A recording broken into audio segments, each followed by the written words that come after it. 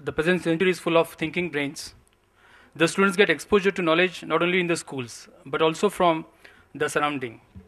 Blended learning is a step forward in the direction. It is a great paradigm shift, especially in the country like India, where more than 20 million children are the schoolgoers in 10 lakh schools.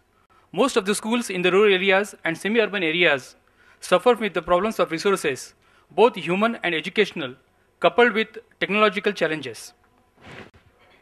The pupil-teacher ratio is up to 60 students, and the schools in remote areas have only one teacher for 2 to 3 classes. However, the school education faces the problem of skilled human resources. Thus, blended learning could be of great help in transforming proper education to the learners across India. The blended curriculum certainly has a wider role to play. It can resolve the problem. The dream of universalization of elementary education can be realized through blended learning curriculum. Considering the present scope of blended curriculum and the supportive tools, learners will be enthused to learn in the classroom with online and multimedia content by applying the most sophisticated gadgets, enhancing 360-degree learning, thereby creating conducive environment for entire school. However, there are certain issues and concerns which we all need to address. This is what Michael Horn says about disrupting class. Blended learning has the potential to upend today's factory model school system, which standardizes the way it teaches and tests, and instead enable learning, personalized learning approaches for all students. Many experts agree that targeting students' different learning needs at different times will in turn result in higher achievements and as each student can realize his or her full human potential. What I was speaking about is a country like India where a lot of paucity of resources. Blended learning curriculum can be helpful. It can be a bridge where through technology, the education can be incorporated to the less privileged children. But are we really ready? The first issue is, are we really ready to accept this?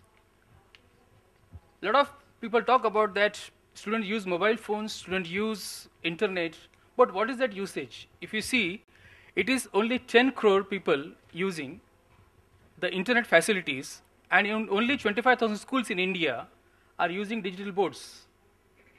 We are having 10 lakh school. If you see the percentage share of that, it is 10%, and 22.5% of the schools in India are using digital boards.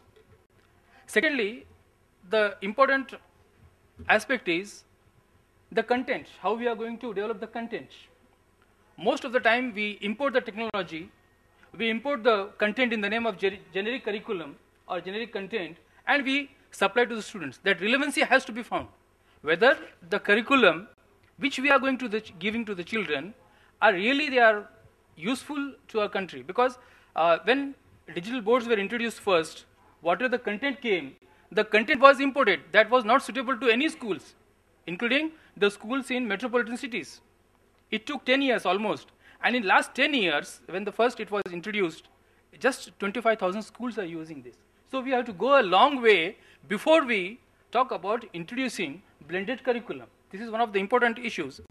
Second, what I believe is, what about the trained and skilled personnel? For that, we have to revamp our education system. The B.Ed and D.Ed, all the professional skill courses, they should be properly blended before we introduce the blended curriculum with the technology, so that when the new teachers, the new band of teachers which come into the school, they are well versed with these particular aspects. Because there are two types of citizens now. One is digizens, which are very frequently using digital content or digital maybe tools. The other is digigrants, that is digital immigrants, the people like us who are struggling hard to get acquainted with the technology. The last important challenge is the power supply. Most of the schools in most of the states, barring metropolitan cities, all other schools are facing the problem of power supply. So before blended curriculum is introduced, we have to address to this issue that can we have an alternative mode of power supply? Can we use solar technology or solar system, solar energy for using, so that there should be uninterrupted power supply, because if there is no power supply, this technology cannot work. Then what is the education we are talking about? Blended curriculum. It is largely caters to the dissemination of the information, acquiring and gathering of knowledge, scope for challenging through interaction. It is said that the children can learn at home and they can challenge the facilitator.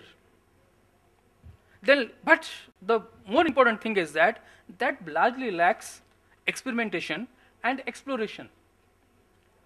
A student in a small village, he has more exposure to the nature, he has more exposure to the hands-on experience in the present scenario as compared to the students who are working on simulations. I would like to quote a very good quotation.